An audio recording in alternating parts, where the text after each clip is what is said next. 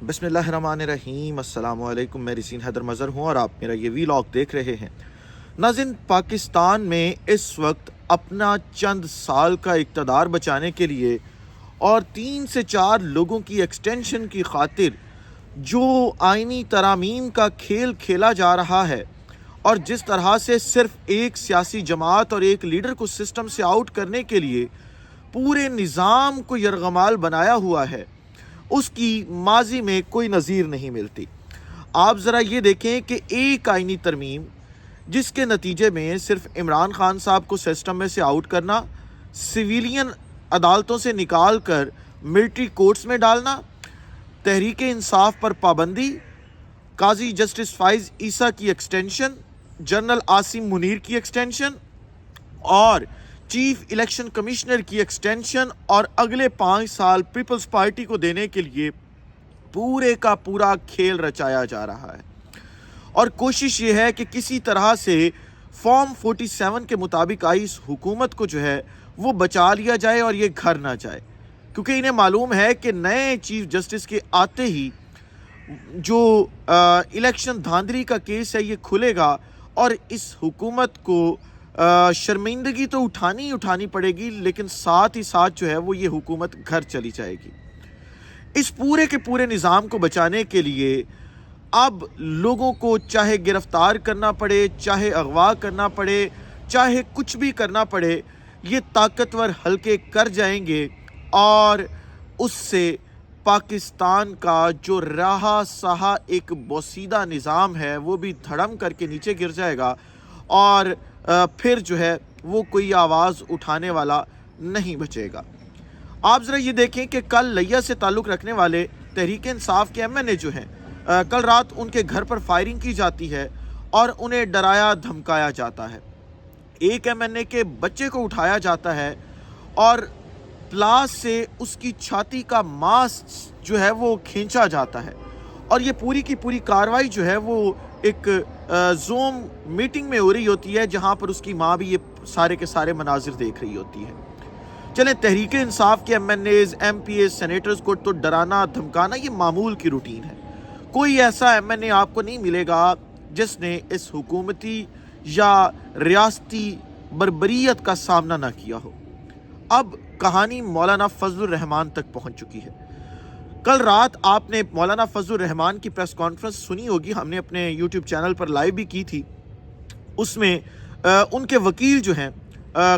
کامران مرتضیٰ صاحب، وہ ان کے کان میں یہ کہتے ہیں کہ جی آپ اعلان کر دیں، ہم نے نوٹیفیکیشن جو ہے 61 کا وہ نکال دیا ہے، اب اگر کوئی بھی حکومتی بینچز کو ووٹ ڈالے گا تو ہم اس معاملے کو عدالت لے کر جائیں گے اور وہ ڈی سیٹ ہو جائے گا۔ اب آپ ذرا یہ دیکھیں کہ کوشش اس وقت یہ کی جا رہی ہے کہ کسی طرح سے مولانا فضل الرحمان کے بندے توڑ لیے جائیں۔ کل رات جو ہے وہ مولانا فضل الرحمان کی جماعت کے ہی ایک سینیٹر کو جو ہے وہ اغوا کیا گیا اور تاحال ان کا کچھ عطا پتہ نہیں ہے۔ اب سے کچھ دیر پہلے ایک اور کیس رپورٹ ہوا اور اس کیس میں یہ بتایا گیا کہ جی اس سینیٹر کے چھوٹے بھائی کو بھی اغوا کر لیا گیا ہے اور نہیں معلوم کہ کون اٹھا کر لیا گیا ہے۔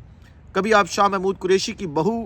اور زین قریشی کی بیوی کو اٹھاتے ہیں، کبھی آپ کسی کی چادر چار دیواری کا تقدس پامال کرتے ہیں، اور کبھی آپ کسی کے گھر پر فائرنگ کرواتے ہیں، کسی کا آپ کاروبار بند کرتے ہیں، کسی کے پلازے گراتے ہیں، اور پھر آپ ساتھ یہ بھی کہتے ہیں کہ ہم نے پوری دنیا سے انویسٹمنٹ لے کر یہاں پر آنی ہے۔ جو چند لوگ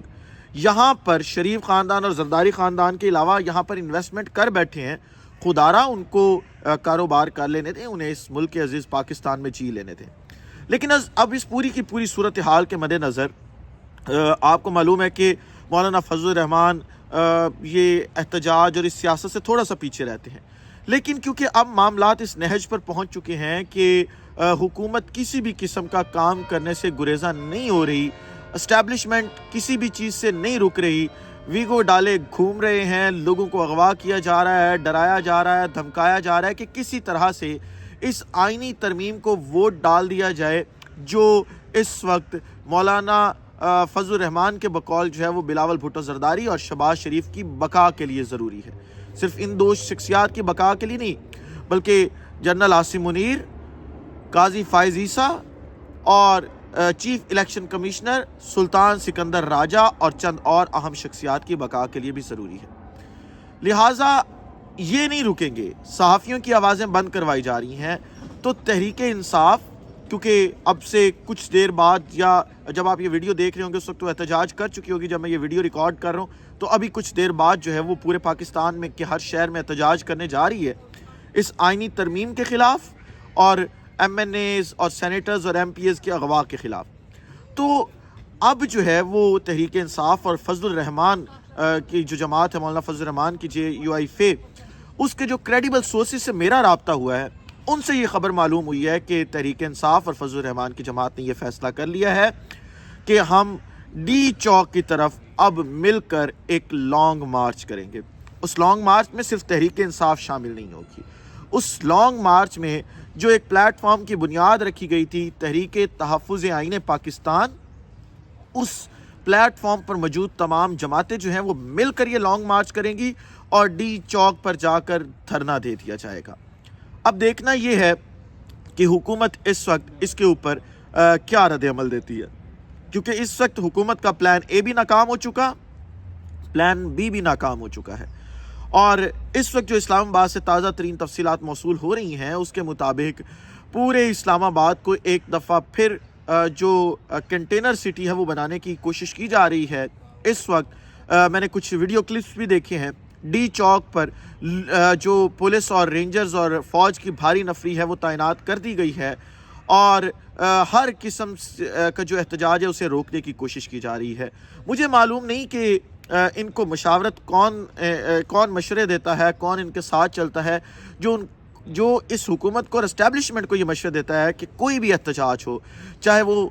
طلبہ احتجاج کریں، چاہے وہ کوئی بھی احتجاج کرے، اس کا صرف ایک حل ہے اور وہ حل یہ ہے کہ آپ لاٹھی اور آنسو گیس کے شیلوں سے اس احتجاج کو روکنے کی کوشش کریں۔ کسی بھی احتجاج کو روکنے کا یہ حل نہیں ہوتا، اور بھی حل موجود ہیں، لیکن میں آپ کو ایک خوشخبری یہاں پہ سناتا جاؤں، اور وہ خوشخبری یہ ہے کہ جس طرح کی ہوا اس وقت پاکستان میں بن چکی ہے، جس طرح سے عوام تیار ہو چکی ہے، جس طرح سے خاص طور پر نوجوان تیار ہو چکے ہیں، جس طرح سے ایک ذہن سازی ہو چکی ہے، یقین مان لیں انقلاب جو ہے وہ دروازے پر دستک دے رہا ہے۔ وہ وقت دور نہیں ہے کہ آپ مریم نواز کو حسینہ واجد کی حالت میں دیکھیں گے، مجھے نظر آ رہا ہے وہ وقت دور نہیں ہے جب شہباز شریف صاحب بھی فلائٹ کروا کے جو ہے وہ لندن واپس آ رہے ہوں گے، جب یہ تمام لوگ وہاں سے بھاگنے کی تیاری کر رہے ہوں گے، کیونکہ عوام نے فیصلہ کر لیا ہے کہ اگر ہم اب خاموش رہے تو یہ خاموشی ہماری آنے والی نسلوں کو بھی فیس کرنا پڑے گی، کیونکہ نوجوان اس حقیقت کو جان چکے ہیں کہ اس ملک میں اب بہتر مستقبل نہیں رہا، یا تو باہر بھاگ جاؤ یا اپنے حق کے لیے آواز اٹھاؤ۔ تو نوجوان طبقہ اس وقت فیصلہ کر چکا ہے کہ اپنے حق کے لیے آواز اٹھانا زیادہ بہتر ہے۔ اسی لوگ سے اجازت دیجیے، اپنا خیال رکھیے، اپنے عید کے لوگوں کا خیال رکھیے، وطن عزیز پاکستان کا خیال رکھیے۔ اس وطن عزیز پاکستان کا اور آپ تمام لوگوں کا اللہ حامی و ناصر ہو۔ پاکستان زندہ باد۔